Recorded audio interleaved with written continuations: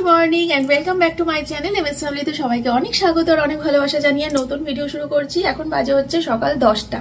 তো সকাল 10টা মানে বুঝতেই পারছো যে এত সকাল সকাল আমি কি করছি। এখানে অর্ধেক কাজ হয়ে গেছে আমার।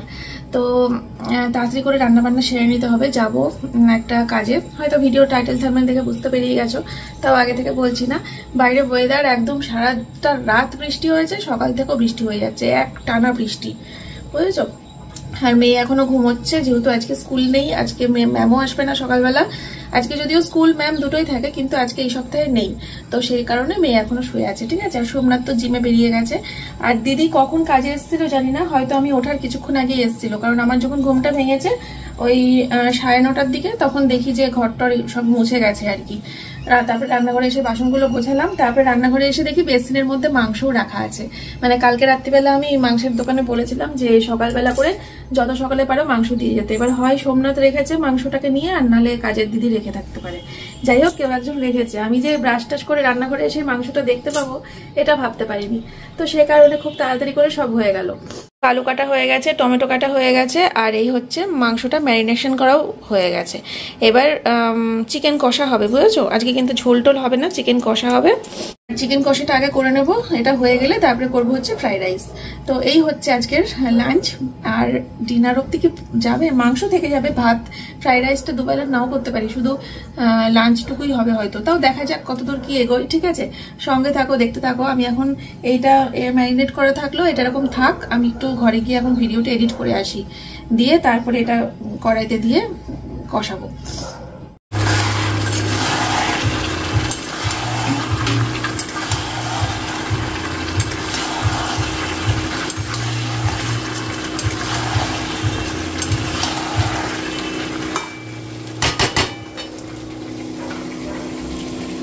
আমি যে কি ভালোবাসি না সোমনাথকে এরকম সাজিয়ে খেতে দিতে। দেখি বরের মুখটা, ওর কোনো ফিলিংস হবে না, নেবে নি খেয়ে নেবে, বলবেও না।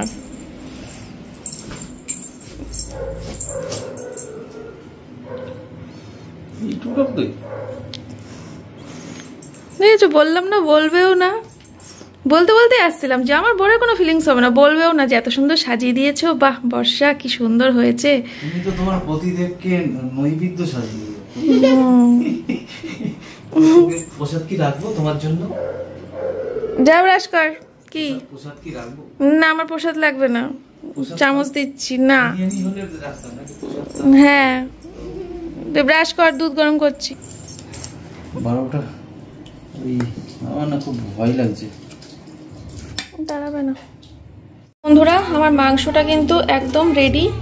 এই যে দেখো, সামান্য একটু ঝোল রেখেছি, বুঝলে, কেননা ফ্রাইড রাইস দিয়ে শুকনো শুকনো করে খাবে তো, একটু কারি কিন্তু লাগে হালকা হালকা, তাই না বলো। তাই হালকা করে একটু কারি রেখেছি, দেখতে পাচ্ছ, একটু হালকা হালকা ঝোল ভাব আছে। হেভি হয়েছে দেখতে। হচ্ছে ফ্রাইড রাইসটা বসাবো, কিন্তু এখন সময় হচ্ছে 1:45। মাকে কালকে দিয়েছিলাম, মা কালকে রাত্রিবেলা এসেছিল, মাকে কালকে ফুলকপি, গাজর, মটর, বিনস সব দিয়েছিলাম, দিয়ে বলেছিলাম তুমি ছোট ছোট করে কেটে নিয়ে এসো। এবার কখন আসবে, কখন রান্না করবো, এখনো আসলো না। আমি যার জন্য সব করে নিলাম, ওই মাংসটা নামিয়ে তারপরে গ্যাসটা সব মোছা টোছা কমপ্লিট করে নিয়েছি। এ দেখো স্নান টান করে পুজো টুজো দেওয়া হয়ে গেছে, কখন সব করে টোরে নিয়েছি। এখন মা শুধু আসলেই ফ্রাইড রাইসটা বসাবো গো। দেরি হয়ে গেল খুব। আমি ভাবতে পারিনি যে কি বলে মার এত দেরি হয়ে যাবে বা আমার এত আগে হয়ে যাবে, এটাও ভাবতে পারিনি। আজকে অত সকালে উঠেই যে রান্নাঘরে কি মাংসটা দেখতে পাবো, ওটাও তাড়াতাড়ি হয়ে যাওয়ার একটা কারণ। শোনা মা, আজকে কত কাজ, কত মানে খাওয়া দাওয়া করে মানে ফ্রাইড রাইসটা নামিয়ে ভাত খেয়ে আর 1 মিনিটও দাঁড়াতে পারবো না। প্রচুর প্রচুর রাজ্যের কাজ নিয়ে বেরোবো বাড়ির থেকে, ঠিক আছে। তো সব তোমাদেরকে বলবো, হয়তো এই ভিডিওতেই টাইটেল থাম্বনেলে কি লিখেছি আমি নিজেও জানি না, এখনো তো কিছুই না, সবে শুরু। তো দেখি সব বলবো তোমাদেরকে আজকে পরে। তো বন্ধুরা মা মনে হয় বাড়ির কাছাকাছি চলে এসছে, তো তার জন্য 3 কাপ চা বসালাম। এই যে এই দেখো ঢুকলেন মহারানী।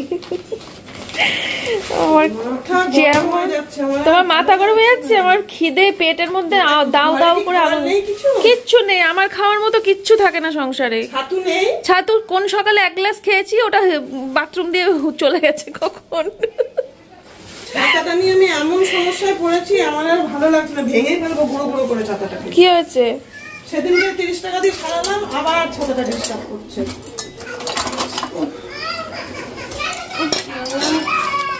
একটা পাত্র দে, ধুয়ে দিই। সবজি ওইটা কত বললো?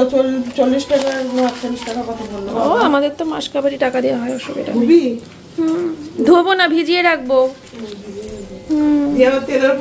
তেলের উপর দিই, আমি জানি ফ্রাইড রাইস করেছি আগে অনেক। না বাবা, আমি তো সহযোগিতা করলে তোর খারাপ হয়, বাজে বাজে কমেন্ট আসে।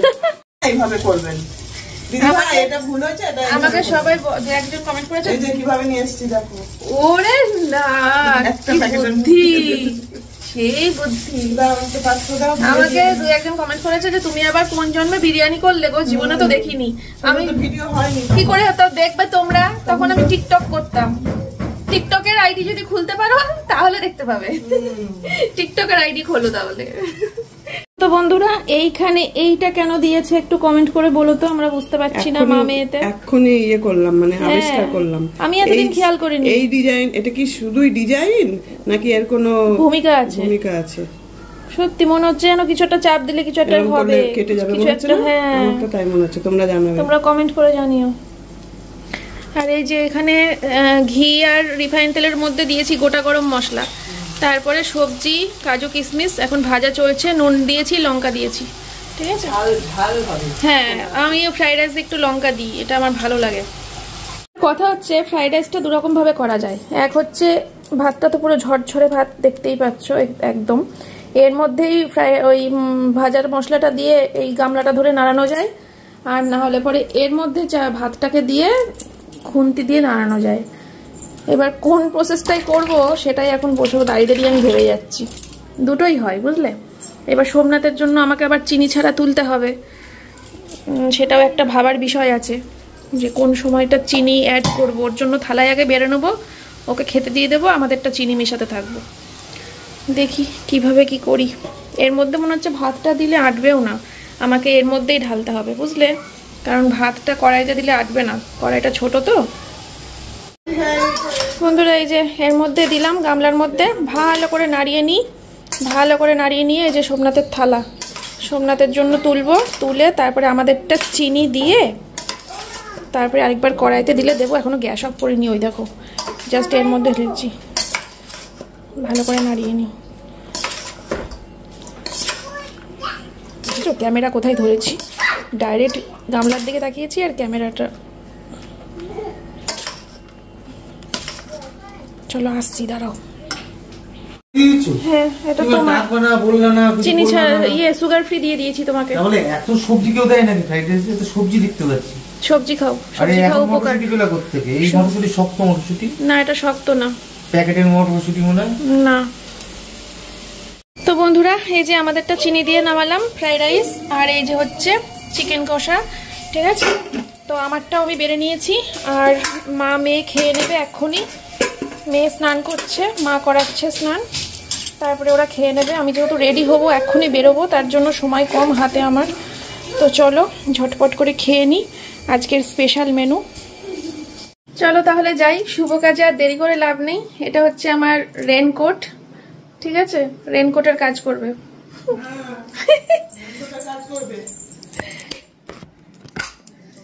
যাই, সবার খাওয়া দাওয়া হয়ে গেছে। বৃষ্টি পড়ছে মনে হয় হালকা হালকা। এমা আসছি।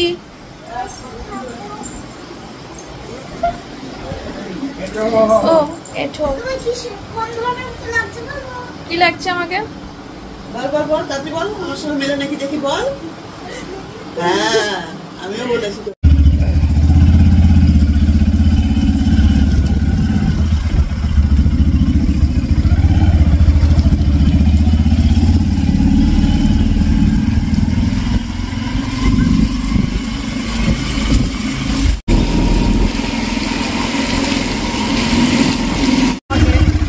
কতবার যে আমাকে বাইক থেকে ফেলেছে ফেলেছে সোমনাথ? আমি ফেলেছি, হ্যাঁ, সেই নিজে ধুপধাপ করে পড়ে যায়, পর ফেলে দেয়, দুদিন পর ফেলে দেয়, নিজে পড়ে যায় সেটা স্বীকার করে। হ্যাঁ, আমি এমনি বাইক থেকে পড়ে যাবো বলো, ফেলে না দিলে।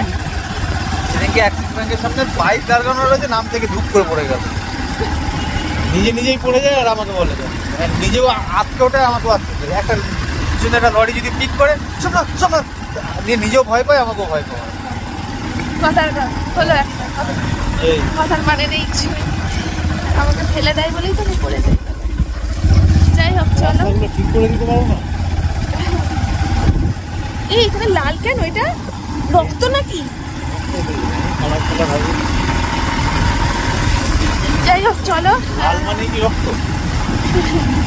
ওখানে নিশ্চয় কেউ সিঁদুর টোকাটুকি খেলেনি। লাল মানে রক্ত, ভালোবাসার রঙও লাল, ভালোবাসা গড়িয়ে পড়ে যাচ্ছে রাস্তা দিয়ে, তাহলে না। চলো বন্ধুরা, পরে বলছি তোমাদেরকে, একটা খুব ভালো কাজে যাচ্ছি, ঠিক আছে?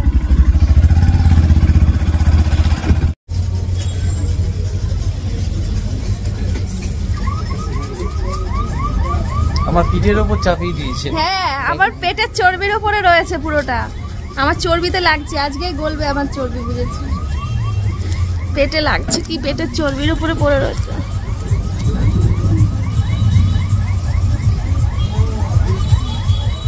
গেট পড়ে আছে, গেট কখন উঠবে?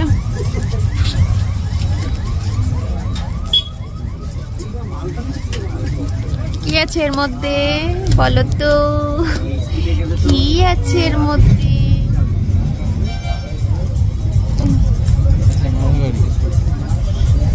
পেছনে কত লোক জমা হয়ে গেছে, দেখ, গিজগিজ করছে লোক। চলো, আসছি পরে। পিঠে করে নিয়ে যাও ব্যবসায়ীদের মতো। ধরো নিচে ধরো,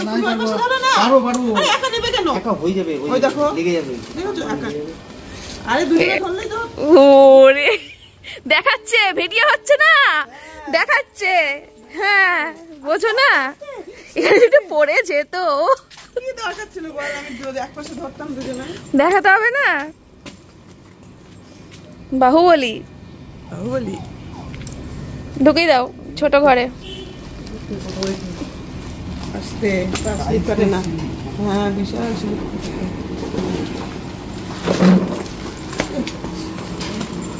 এবার টেনে নিয়ে যাও, রাখলো, হ্যাঁ, নিয়ে যাও।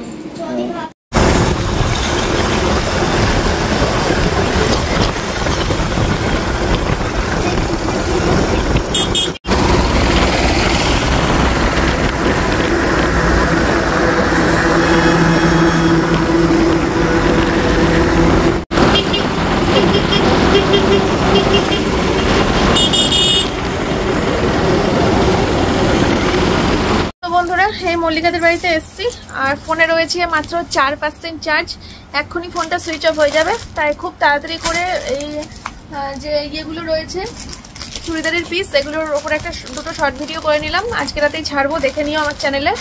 ব্যবসার ফোনটাও সুইচ অফ হয়ে গেছে, চার্জ শেষ হয়ে আমার ফোনটা 4%, মানে এক্ষুনি সুইচ অফ হবে, ঠিক আছে? মল্লিকা চা আনতে গেল, তো চাটা খেয়ে তারপরে রওনা দেবো বাড়ির দিকে। তো যাই হোক, চার্জ শেষ, কি করব এখন? বাড়িতে গিয়ে সবার আগে ফোনটা চার্জে বসাবো, তারপরে রাতে শোয়ার আগে দেখা করতে আসবো, সব বলতে আসবো, ঠিক আছে? চলো, তাড়াতাড়ি করে নিয়েছি, ফোনের চার্জ এক্ষুনি শেষ হয়ে যাবে। চার্জ দাও, চার্জার আছে তো? আমার চার্জে হবে নাকি? আমার ফোন আমার পেট এমনি ফুলে গেছে, আমি খাবই না। ইমা খিচুড়ি করেছে, খিচুড়ি খাবা? আমার এই পেট ফুলে গেছে। অল্প একটু খাও। কি গো এটা? কিচ্ছু না। ইমা তালের বড়া? তালের বড়া? হ্যাঁ, কি সুন্দর দেখতে। ও দিদি, আরো আছে, খাবা? বাবা গো, তো দেখো মল্লিকার কাণ্ড, ও খিচুড়ি আর অমলেট নিয়ে এসেছে আমাদের জন্য, কিন্তু আমরা জানো তো এটা খেতে পারিনি, কারণ আমাদের এইমাত্র চা খেয়ে উঠেছি, খাওয়া যায় বলো? আর এখন সন্ধ্যাবেলা করে খিচুড়ি খেলে রাত্রেবেলা ভাত খাবো কী করে? মা রাত্রে ভাত করে রেখেছে, আর এদিকে সোমনাথ তো ফোনে গল্প করে যাচ্ছে এক দিদির সাথে। তো যাই হোক, এখানে এগুলো সব প্যাকিং করে নিয়ে বাড়ি চলে যাব, বাড়িতে গিয়ে তারপরে দেখি হয় রাতে খাবো, নাহলে ব্রেকফাস্টে যখন হোক খেয়ে নেবো, ঠিক আছে? তো বাড়িতে নিয়ে যেতে হবে, ও এত কষ্ট করে দিয়েছে, নষ্ট করলে হবে না, বুঝেছো? বন্ধুরা, বাড়িতে এসেছি প্রায় আধা ঘন্টা, তারপরে ফোনটা চার্জে দিলাম, চার্জে দিয়ে তারপরে এই আসলাম তোমাদের সামনে। এখন তোমাদের সাথে কিছু কথা শেয়ার করব, তারপরে ব্লগটা কিন্তু শেষ করে দেবো, ঠিক আছে? খুব আনন্দ কাজ করছে, খুব কি বলবো, এক্সাইটেড হয়ে গেছি এইটা দেখে। দেখো দুই দিকে দুটো শিং বেরিয়েছে আমার। তো যাই হোক, তো এতদিন ধরে তোমরা দেখে এসেছো যে আমি একটা দোকানে বসে তারপরে তোমাদের সাথে শাড়ি, নাইটি, বেডশিট এগুলো শেয়ার করে এসেছি। তো বেশ কিছু সমস্যার কারণে এখন সেটা একটু অন্যরকম ভাবে করতে হচ্ছে আমাকে। সমস্যা বলতে অনেক রকম সমস্যাতেই পড়েছিলাম আমরা, কারণ তোমরা যে শাড়িগুলোর আমাকে স্ক্রিনশট দিতে, শাড়ি বলো বা নাইটি বলো বা বেডশিট বলো, বেডশিটে খুব একটাই সমস্যা হয়নি, বেশি সমস্যা হয়েছে শাড়িতে আর নাইটিতে। তোমরা স্ক্রিনশট দিতে যে দিদি এটা নেব, এটা বুক করলে, তারপরে হয়তো আমি তো আর রোজ দোকানে যেতে পারি না, যেহেতু আমার বাড়ি থেকে 2 ঘন্টার রাস্তা, তো রোজ তো যেতে পারি না। তো সেখানে আমি হয়তো 2-3 দিন 4 দিন পর পর যেতাম, আর তোমাদের স্ক্রিনশট অনুযায়ী, অর্ডার অনুযায়ী আমি সেই মালটা যখন বের করতে যেতাম, খুঁজতে যেতাম বা নামাতে যেতাম, তখন দেখতাম কিন্তু সেটা আউট অফ স্টক, মানে নেই। মালিককে জিজ্ঞেস করতাম যে এই নাইটিটার অর্ডার এসছে বা এই শাড়িটার অর্ডার এসছে, তো এটা লাগবে, তখন বলতো এটা তো কালকেই একজন নিয়ে গেছে বা এটা তো সকালেই একজন নিয়ে গেছে, এটা তো বিক্রি হয়ে গেছে। তো তখন আমার কি করতে হতো, তখন তোমাদেরকে আমার ফোন করতে হতো যে তুমি তোমার এই অর্ডারটা আমার বেরিয়ে গেছে, তো সেটা বদলে অন্য কিছু নাও, না হলে টাকা ফেরত নাও।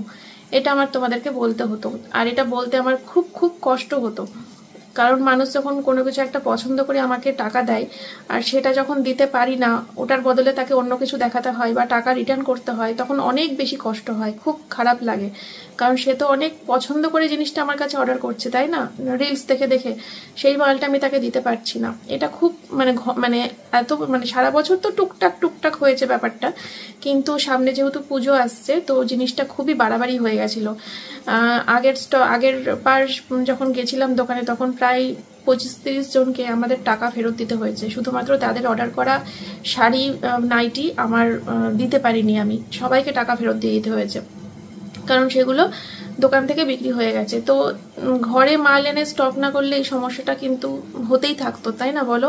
আর এটা কতদিন বা মানা যায়, ভালো লাগে না, খুবই খারাপ হয়ে যাচ্ছিল জিনিসটা।